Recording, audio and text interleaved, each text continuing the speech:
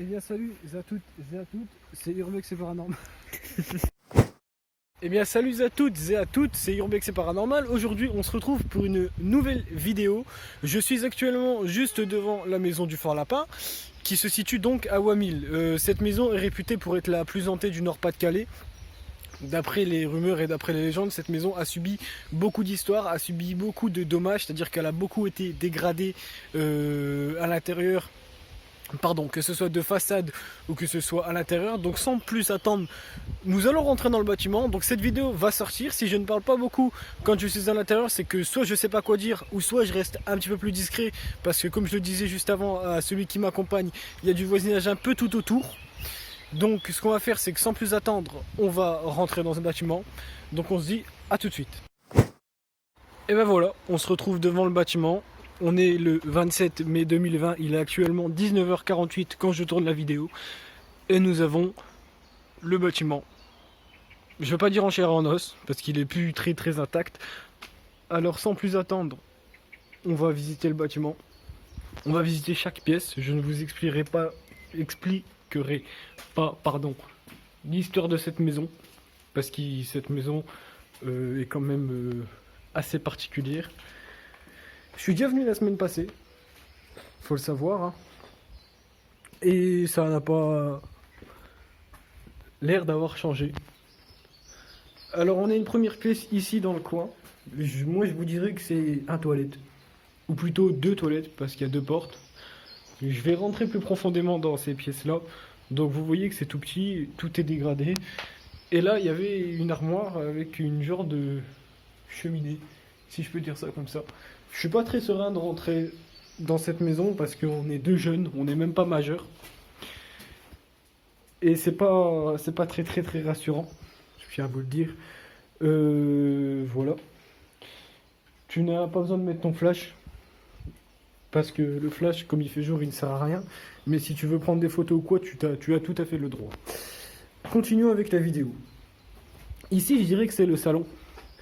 Parce que y a encore, comme je vous le montre avec mon doigt, les attaches, vous savez, où on attachait les lustres. C'est genre de petits lustres. Et au niveau là, on attachait le grand lustre. Puis on peut constater aussi que la charpente, du coup, est tombée.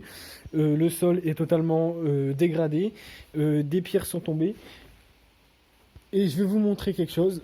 Je viens totalement de bader parce qu'un oiseau vient de passer devant ma caméra. Le balcon. Alors le balcon du premier étage s'est effondré au rez-de-chaussée. Alors ce qui va se passer, c'est que du coup on va continuer. Passe derrière moi, ça va être mieux pour éviter de te montrer à la caméra. Alors là, comme vous le voyez, forcément il y a l'escalier. Et cet escalier, on le prendra par la suite de la vidéo et il va y avoir une coupure entre deux pour que je puisse monter sans que vous le voyez parce que c'est pas très enthousiaste de monter des escaliers. Là ici on a une pièce, on n'a toujours pas distingué ce que c'était, mais comme on le voit, là le plafond du dessus, il est tombé mais on le voit plus.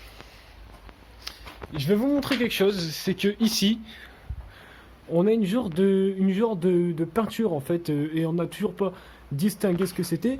Et ici, là précisément, on pourrait dire, alors là je suis en contre-jour, voilà, là, ici, on pourrait dire que en fait c'est le beffroi, ou plutôt l'église de Berg. Et en fait l'église, là vous la voyez pas sur la caméra, mais quand moi je regarde maintenant, elle est bien en face en fait, elle est vraiment droite face à cette peinture. Alors ici, j'imagine qu'il y avait une fenêtre ou un genre de chose. Et comme vous pouvez le voir, les ronces commencent à monter sur les murs et tout ça. Les murs commencent à être dégradés. C'est vraiment du béton dur, en fait. Il faudrait le savoir aussi. Et enfin, il y a certains squatteurs qui viennent dégrader le bâtiment. Alors, je pense avoir fait un grand tour du rez-de-chaussée. Donc, ce que je vais faire, c'est que je vais faire une coupure de cette vidéo. Et là, du coup, voici l'entrée. Je vais faire une coupure de cette vidéo. Je vais monter jusque l'étage. Et nous, on se retrouve tout de suite. Alors, ça y est, on se retrouve à l'étage. Je vais vous le prouver. L'escalier est juste là. Nous, on est monté par l'escalier. J'ai jamais été serein de monter au premier étage. Je vais tout simplement vous expliquer que j'ai toujours eu peur que ça s'effondre. Et là, on a la pièce identique à celle du rez-de-chaussée. Mais vraiment identique à celle du rez-de-chaussée. Elle fait la même taille et on a toujours cette cheminée-là. Évidemment, avec le plafond qui craque. Ce que je vais te demander, c'est de ne pas me suivre. Parce que la charpente ne tient pas. Moi, je montre pour vous montrer et pour vous prouver qu'on voyait bien cette église, en fait. L'église se situe, je vais zoomer un petit peu, elle se situe tout au fond. Je sais pas si vous la voyez. Bah si, comme je zoome, forcément vous la voyez. Et comme je vous le disais, il y a tout un voisinage en face, en fait. Donc, faut vraiment être discret quand on veut y aller de nuit, surtout. Parce que moi, je suis déjà venu de nuit. Ici, c'est un garage et cette partie-là, forcément, je vous la montrerai après avec prudence, évidemment. C'est un chien. Donc, vous le voyez, hein, le balcon s'est effondré. Je pensais que c'était quelqu'un qui criait. On va continuer. Et on va sortir de cette pièce. Et là, je pense qu'on passe directement aux chambres. Parce que c'est deux pièces qui se suivent et deux pièces identiques. Toujours ce fameux câble ou cette fameuse corde où était attaché sûrement le lustre ou sûrement l'ampoule. Et là, la forêt. On a une genre de forêt qui m'est inconnue. On ne sait pas s'il s'est passé des choses dans cette forêt, mais on a une genre de forêt. Et juste en dessous, plutôt là-bas où je zoome exactement, il y a une cave où je ferai une descente tout seul après.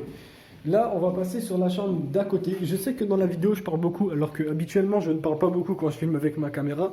Si la qualité, par contre, n'est pas bonne, c'est forcément parce que je suis sur téléphone et du coup, la qualité n'est pas au top. Et là, on a la chambre. Moi, je dirais que c'est une chambre, hein. On a la pièce identique à celle de juste avant. Et là, les plafonds dans les chambres sont en meilleur état. Ce que je vais faire, c'est que je vais faire demi-tour en espérant que celui qui m'accompagne n'est pas dans le visuel de la caméra. Évidemment, il a géré parce qu'il ne l'est pas. Et ben en fait, on a toutes des pièces identiques à l'étage. J'en ai déjà fait 2. Plus une ici, ça fait 3. Alors, il y a un escalier qui mène au grenier. Celui-là, je vais le monter avec vous. Je vais demander à celui qui est avec moi de me suivre, mais avec prudence parce que l'escalier est vraiment très très fin. Alors, ce que je vais faire, c'est que je vais te filer le téléphone. Au fait, non. Non, je vais pas te filer le téléphone. Quel con. Tu me suis. On va pas monter plus. Ne monte pas. Ça tient pas. Sincèrement. Ne monte pas. Reste sur la marche. Alors, le grenier a une histoire particulière que je ne vous raconterai pas non plus parce que je veux pas avoir de problème ensuite en sortant de cette maison. Mais c'est assez particulier. Comme vous le voyez, le sol est détruit. Donc je n'avancerai pas plus. Enfin voilà. Je vais redescendre, je vais te demander de reculer de la caméra s'il te plaît, merci. Et là, comme vous le voyez, c'est vraiment très raide. Alors je suis essoufflé parce que j'ai monté des escaliers et je les ai montés avec prudence. Donc regardez, l'escalier, il est cassé. Oula, il y a des toiles d'araignée, j'aime pas ça. Voilà, et là, le sol, il est cassé. Et là, pareil. Alors je marche un petit peu plus vite qu'habituellement. Là, je vais clairement frôler. Je vais prendre des dangers en faisant ça, hein. Celui qui tombe, je peux vous assurer qu'il est mal. Mais très très mal. Et là, on a vraiment une vue superbe. Avec un balcon qui n'est d'ailleurs toujours pas tombé. Et on a vraiment une vue superbe. Donc bah, c'est le chemin où j'ai commencé mon intro, hein. Et ensuite, bah, après, il suffit de suivre le chemin et on y est, quoi. Là, on a une vue sur la maison de côté gauche et on a une vue sur la maison de côté droit. Ok, il y avait un pigeon, j'ai flippé ma mère.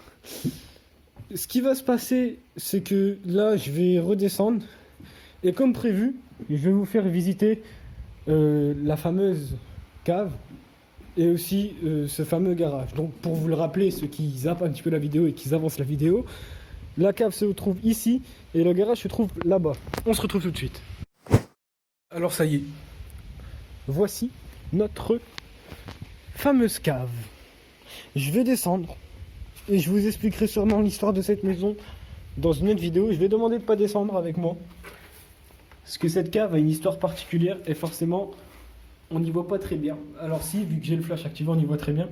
Et cette trace sur le mur, cette trace marron, veut dire quelque chose, signifie quelque chose. Je vous expliquerai plus tard, ou ceux qui vont sur les réseaux sociaux ou quoi que ce soit, vous viendrez me demander. Je vais donc remonter, et dans ces cas-là, là, je vais vous ramener carrément au garage, en évitant de me torcher par terre, si possible. Parce que, comme je vous le dis, les marches sont très très très étroites. Alors depuis tout à l'heure j'entends des bruits, mais c'est des simples feuilles ou des simples oiseaux. Il y a un oiseau qui est passé à ras de ma tête il n'y a même pas 2-3 minutes. Et je peux vous assurer que j'ai badé parce que je pensais qu'il allait carrément atterrir sur moi. Il m'a pris pour une piste d'atterrissage. Là forcément c'est dégradé. Et là comme je vous le disais, le balcon tenait sur cette charpente là.